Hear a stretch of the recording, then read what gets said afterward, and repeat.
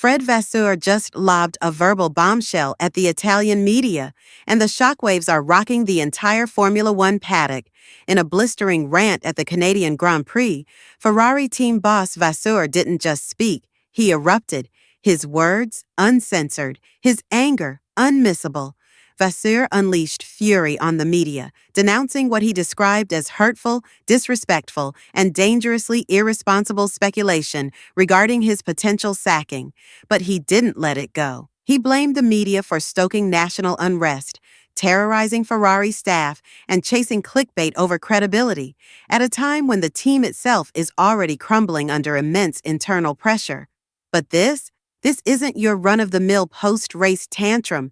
This is war with the press, a no-holds-barred battle that's heaping yet more pressure on a team already on the brink of implosion.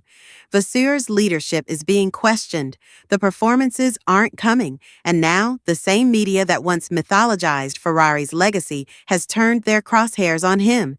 It's open season in Maranello. But the Italian press? They didn't blink. In a rapid-fire counterattack, the official journalists' union came out swinging, defending their integrity, their freedom to report, and firing back at what they saw as Vasseur's blatant attempt to shift blame and dodge accountability. And while this war in the media is erupting into all-out conflict, Lewis Hamilton and Charles Leclerc are the picture of harmony, cool, composed, together in public, even as the entire team is about to implode around them. The tension? It's boiling over, the narrative spiraling out of control, and this latest explosion, it might just be the final straw that plunges Ferrari into meltdown. So if you haven't done so already, hit that like button, subscribe, and bear with us to the end. Because what we're about to reveal is going to flip everything you thought you knew about Ferrari's backstage meltdown on its head. Now, back in Montreal, the volcano finally erupted. Fred Vasseur, usually restrained, calculating, and calm, launched a counterpunch that could only be described as venomous. He did not name names, but his warning was icily clear. He's had enough of the games. He accused powerful sections of the Italian media of trading in lies, poisoning the Ferrari environment, and unleashing a wave of chaos that has destabilized the entire team. And be sure of one thing, this was not a case of saving face. Vasseur took it very personally. He made sure the message hit where it hurts. These headlines aren't just headlines. They're hurting real people. The engineers, the planners, the mechanics, the people burning midnight oil to get Ferrari back to the front. And now, they're choking on a toxic cloud of rumor and ridicule. These weren't the words of someone standing in the dock of public opinion. These were the words of a wartime leader. He said the media frenzy had flooded Ferrari's HQ with anxiety, drowned out clarity, and strangled decision-making at its core.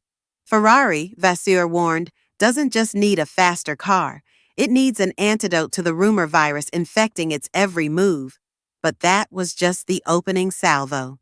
The Italian Union of Automotive Journalists, UIGA, returned fire with an equally caustic, equally inflammatory statement. They flatly denied Vasseur's implication that frustration gives him license to discredit the journalistic profession. They reminded everyone, loud and clear, journalists don't drive for Ferrari. It's not their role to protect reputations. It's to chase truth, even when it hurts, even when it sears. They didn't argue that sensationalism doesn't exist. Not every story is beautiful. But when a team is melting down, when leadership is on its back, covering it isn't just acceptable, it's a requirement. Because if the only stories being told are podium celebrations and PR-flavored sound bites, then the real truths, the stories that shape teams, drivers, and the sport as a whole, would be lost forever. And so, this conflict has grown into the biggest off-track blaze of the entire season. From Montreal to Maranello, everyone is speaking. Engineers, other team principals, even drivers. But the discussion is not only about who is correct. It's about what this conflict reveals regarding the state of mind of Ferrari. Are they crumbling under the pressure? Is Vasseur losing the locker room? Or is this his last stand against an ever more poisonous media machine? And what else is pouring even more gasoline on this firestorm? The deafening silence, and unwavering loyalty of Ferrari's two-star drivers.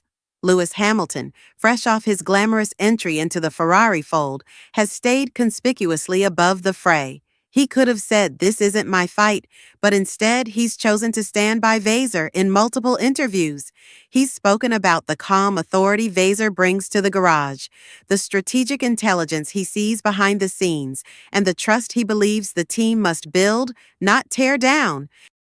During tough times, Charles, whose entire career has been intertwined with Ferrari's rise and fall, has also refused to engage in media attacks, despite having every reason to be frustrated with poor strategy, missed opportunities, and now swirling rumors about the team's leadership. He hasn't fed the flames; on the contrary, has quietly made it known that he respects the job Vasseur is doing, that he believes in stability, and that amid the madness, Ferrari needs less drama, not more. That support coming from two of the biggest names on the grid isn't just PR fluff, it's a calculated move, because both drivers know that if the team fragments now, the 2026 project is in danger. Development for the new regulations must be unified. Leadership must be trusted, and if Vasseur is pushed out by the media or by a panicked boardroom, it could derail everything Ferrari has been building. But despite their backing, the reality on the ground is far more fragile. Ferrari staff are reportedly demoralized. Engineers complain of indecision and pressure from above. Technical plans are being revised constantly, and the mood inside the factory is described as tense, confused, and nervous. And this feud with the media is only adding to the chaos. The pressure isn't going away. Every race weekend, every failed upgrade, every slow pit stop becomes another headline. And now, with the media and team principal locked in a public battle, Ferrari's ability to focus on the task at hand, winning, is under serious threat. What's worse, even if the team were to find sudden performance, the off-track distractions could still unravel their progress. This story has become far more than just a clash between a team boss and the press. It's now a full-blown test of Ferrari's institutional strength. Can they weather the storm? Can Vasseur hold on to the trust of his drivers, his engineers, and the boardroom, all while facing a hostile press corps? Or will the headlines eventually become a self-fulfilling prophecy? The answer may decide not only Vasseur's future, but Ferrari's direction for years to come. Because in Formula One, perception shapes reality. And right now, the perception is that Ferrari is wobbling, and wobbling teams don't win world championships. So now the question is no longer just whether Fred Vasseur overreacted, it's about what his reaction reveals. Because when a team principal at Ferrari, the most historic and emotionally charged team in Formula One, goes to war with the media in public, it's not a simple matter of frustration, it's a signal. A signal that the internal pressure has reached a breaking point, a signal that leadership is no longer just about results. It's about perception control and survival. And as this narrative unfolds, the implications stretch far beyond the walls of Maranello.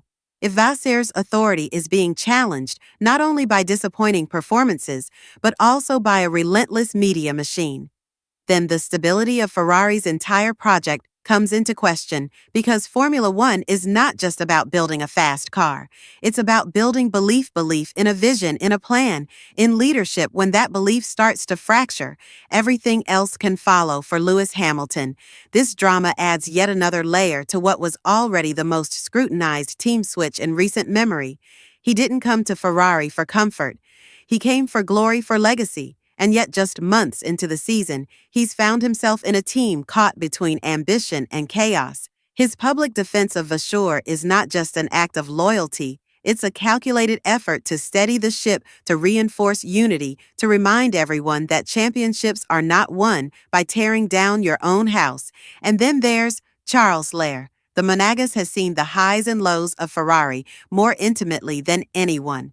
His silence on the media controversy is powerful because it suggests a quiet understanding of what's truly at stake. This isn't about taking sides in a media dispute.